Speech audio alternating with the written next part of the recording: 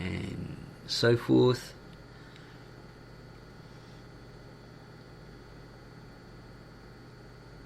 Okay, he goes on about the ancient southern Arabian civilization, which constituted a case apart.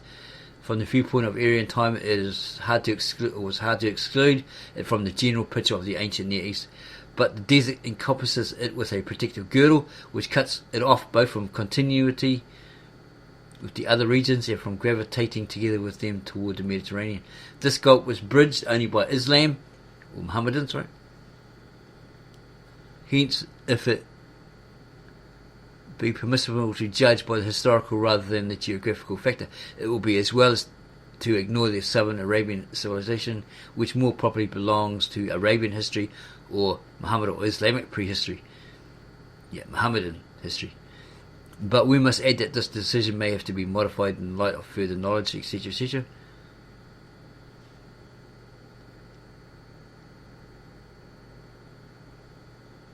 Within the limits thus defined, they may have had to resort to subdivision for various quite intelligible considerations, but not for any positive historical reason.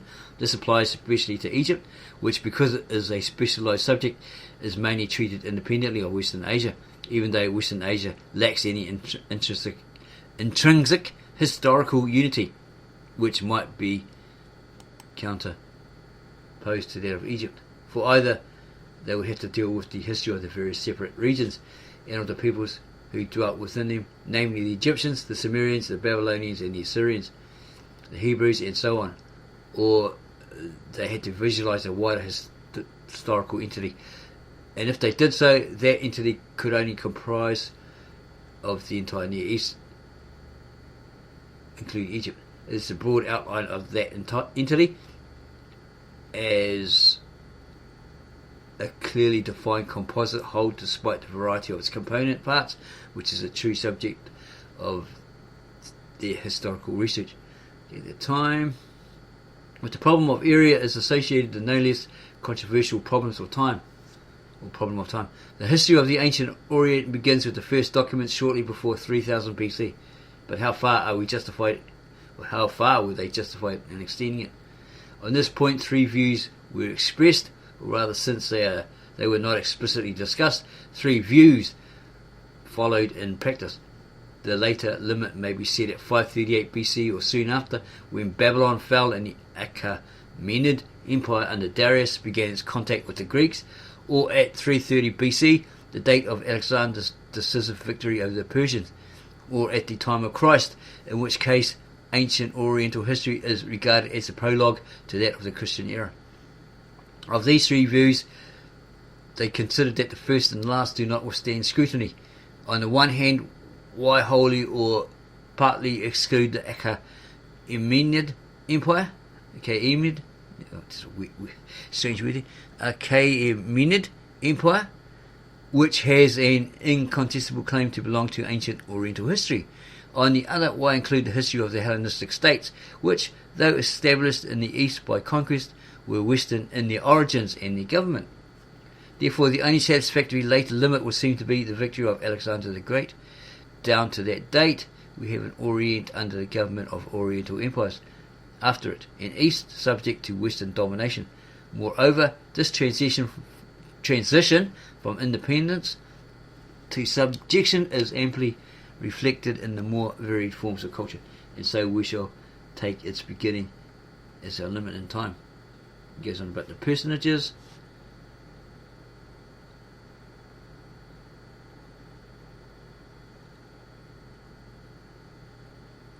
While the bounds of area and time which we have posited, we find a complex of peoples differing in origin and in constituent elements. The intercourse and in combinations of these peoples in varying organic groups determine the course of Oriental history. Looking at that history as a whole, we can distinguish no permanently predominant people or group, but each in turn assumes the principal role and leaves its mark upon its own phase of history, but not upon the whole of it. Hence, ancient Oriental history is complex, and its unity is one of synthesis. This synthesis finds its complete its complete realization and expression in the universal rule achieved by the Persian Empire on the eve of its fall. We may roughly classify the various peoples according to the different geographical zones of the Near East area. These involve differing conditions of existence and therefore differing impulses and laws governing the movements of the peoples. The nucleus of the area, the Arabian Desert, is the homeland of the Semites. It's a mixture of people, right? They intermarried, they intermarried, and they had hybrids, Semites, mixed blood peoples, right? Half-breeds, pastoral nomads, whom the aridity of their home forces out again and again towards the fertile surrounding regions. The concept of the Semites as a unitary and individual group of peoples is founded not upon dubious racial characteristics, but upon historical community of origin, and above all on the close linguistic affinity which subsists within the group. So what we mean by Semites is, let's define it a bit more. There's people wandering around these desert areas, these regions, and then they bump into each other and they befriend each other, and then they become merged, they intermarry, etc. And they have these children, these descendants, which are half-breeds, but they all get on well, and then they become this one tribe over time, or after that, and then after one time, centuries later, whatever, they become these one people. But if you look at the word throughout the scriptures, it says Israelites, Aramites, Hittites, Perizzites, Jebusites. Okay, because that ites on the end means peoples. So these were semi, which means half, right? They were this, they were that. They weren't this, they weren't that. Okay, they were a mixture, basically. Pastoral nomads, whom the aridity of their home forces out again and again towards their fertile surrounding regions, because they're looking for fertile lands, areas, right, where they could grow their crops, raise their cattle, or whatever they had at the time, goats, sheep, rams, whatever, pigs even. Okay.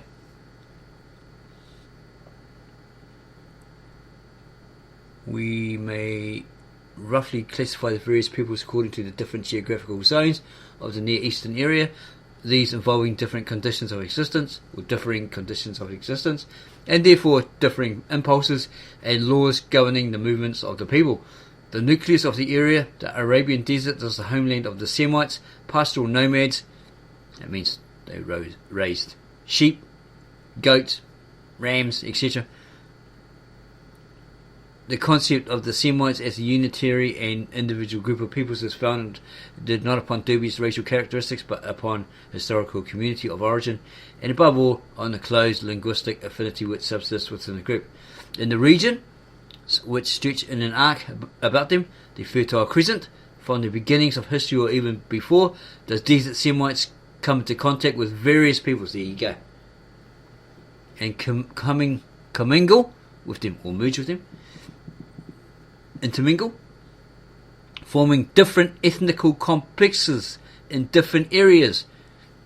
So you might have had some Africans, black Africans, brown Africans, some Caucasians, maybe some Asians, Egyptians, whatever. They're all bumping into each other, meeting up and going, hey bro, how's it going? They're intermingling, intermerging, right? And they're marrying each other and having these descendants, half-breeds. Okay? Mixed bloods. Okay, so to the west in the Nile Valley, Semitic and Hamitic elements come together, or Camitic. So it's like saying these nomads come into contact with the Egyptians. Okay, there you go. Come together to compose the Egyptian people. And this commingling, or intermingling, coming together and mingling, is reflected in the Egyptian language. From the ethnic viewpoint, the concept of Hamites, Hamites, it's a Hamites in this case, has less consistently than that of Semites. Linguistically too, it lacks the unity of the Semitic tongues. What are they trying to say there? To the west in Nile Valley, Semitic and Hamitic elements come together to compose the Egyptian people. Okay, so it's a mixture, right? And this commingling, or coming together, is reflected in the Egyptian language. From the ethnic viewpoint, the concept of Hamites has less consistency than that of the Semites. Linguistically too, it lacks the unity of the Semitic tongues. Nor is it easy to fix the time or the manner of diffusion in Egypt because of the Hamito-Semitic linguistic relationship, which is being increasingly recognised. Because we've got the timetables of history by Bernard Grun, a translation of Werner Stein's original German version, revised version, third edition or something like that. It actually says something about the Egyptian language going from Semitic to more Demotic. You just can't recall what page that's actually on. Okay, page 8 of the Timetables of History, the new third revised edition. It's actually quite old, by Bernard Grun, based upon Werner Stein's Culture Far Plan. Page 8, column B, Literature and Theatre. It says here, Egyptian hieroglyphs are adapted to Demotic script. Okay? So they change, right? And there's another one here further on where it goes, the language goes from a Semitic to a Demotic or something like that, and it goes from left to right or right to left or something like that. Try and find it. I can't recall exactly where it is. When you're not looking for it, you don't find it. When you're looking for it, you don't find it. When you really need it, you can't find it. But we've highlighted most of that sort of thing in here. Okay. And it'll probably take us a while to find anything. But that's basically what it says somewhere in this book. It went from right to left. Something like that. Could be here all day looking for it. Okay.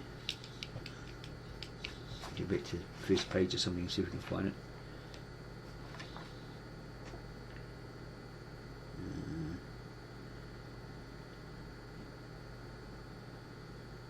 Look at this. See something about the first mention of Israelites in an Egyptian hymn. Okay, you can't see it here.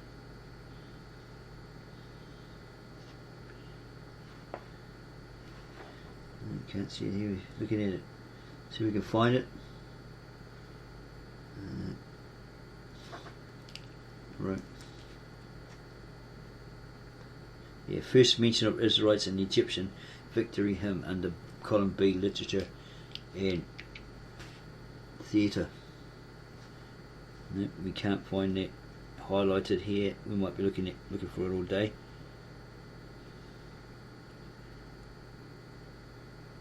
Contraceptives in use in Egypt. Page 5, column G, Daily Life. Nope, we can't find that particular thing here to verify that.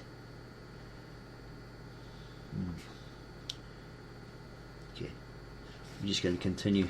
We'll keep looking and see if we can find it, and if we do, we'll leave it as a important note at the bottom of this video. Yeah, where we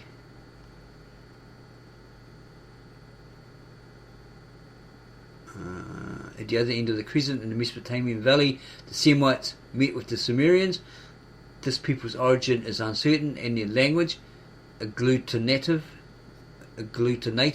in type, reveals no genetic affinity with any other known to us. So that was probably a soul language, right? They're probably one of the first languages that they had and no one else really knew, by the sounds of it. Uncertainty exists even with regard to their ethnic types, since the results of anthropological research were at variance with those drawn from art. It is difficult to say how far ethnic fusion took place, between the Semites and the Sumerians. The two languages continued to be used side by side, but neither was exclusive to its own proper people. It is commonly asserted that the history of Mesopotamia is a product of an opposition between the two peoples, but this judgment does not agree with the known facts. It seems more likely that they peacefully coexisted, cooperating in deciding policy and in economic and social life. Yeah, because apparently the Semites, they were Semitic, but these Sumerians weren't. So that's what we come across. In the Syrio-Palestinian coastal strip, which joins the two river valleys from prehistoric times, the Semites found peoples of whom we can make only one statement. Their place names indicate that they were not Semitic.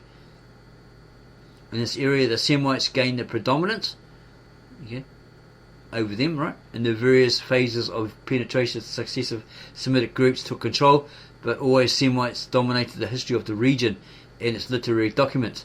However, owing to the peculiar nature of the area as a place of meeting and interchange, it reflected the successive great political changes of the environment, and so increasingly complicated the already complex ethnic situation. Beyond the Fertile Crescent, on the tablelands of Anatolia and Iran, we again find nomad peoples, not pastoral like the nomads of the desert, but hunters and horse breeders. So there might have been hunters and gatherers and horse breeders. They are of different stock, but are linked together by one important fact.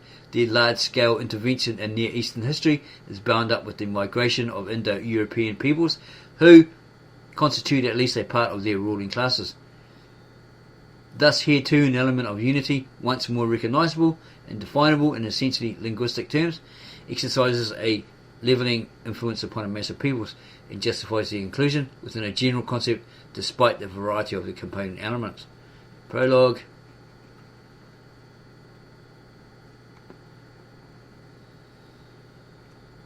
Goes on about the Mesolithic period.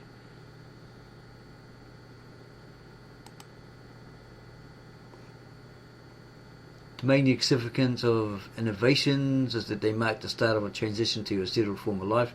In the Near East, the next advance in which food is not merely harvested but is cultivated, and it must have taken place during the Natufian period or shortly after. The Neolithic age, for which the useful approximate dating is from 6000 to 4000 BC, reveals still further development. Villages appear, and even cities. Tangible evidence is found of both religion and art.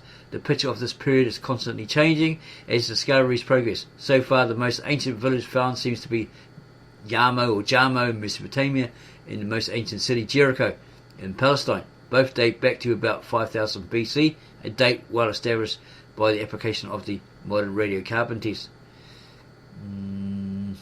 Some people say radiocarbon is flawed. Yeah, that test is flawed. The village of Jarmo had houses with rooms, and they were built of compressed mud. The floors likewise were of packed mud over a reed foundation. There were ovens and stoves and cisterns excavated in the ground. Animal bones found here show that domestic animals were in the majority. So they had like probably cats and dogs and all that sort of stuff. The existence of religious and artistic activity is indicated by crude clay statuettes, the principal subject being a seated woman with a marked sign of pregnancy. She is the mother goddess, symbolising the fertility of the earth. Okay, so they were venerating the fertility of the earth, nature, bringing forth these crops and all that sort of stuff. Okay, so it may not necessarily have been a pagan god or goddess. It's just a remembrance, veneration thing, right? Okay. Symbolising the fertility of the earth and nature, etc. And her worship, well, they could have worshipped her, right, as a god, would spread progressively over the whole of the Near East. In Jericho, the houses were built of hand-formed bricks, and the walls were covered with a thick coat of plaster. The doorways are broad and the rooms rectangular and quite large, etc., etc. Towards the end of the Neolithic era, pottery begins to appear, providing them with, or us with, a fundamental means of fixing chronology, or the time frame, right? At present, the most ancient specimens had been found at Jarmo in the recent and in the then explored sites of Tel Hassuna and Matara, also in Mesopotamia. The technique was primitive. The vessels were hand moulded and fired on an open hearth, or fire probably. The decoration includes geometrical designs, scored or painted, or both. The potter's art constituted... Oh, sorry. That's why we don't go so fast. That's why we read slower. The potter's art continues to develop during the Chalcolithic period, which lasts approximately from 4000 to 3000 BC, and is distinguished into phases according to types of pottery, their diffusion and influence. Speaking generally, we now observe a further concentration of culture in the river valleys in Egypt and in Mesopotamia, and the various types of pottery to be found in them are often scattered throughout the surrounding regions, and so forth.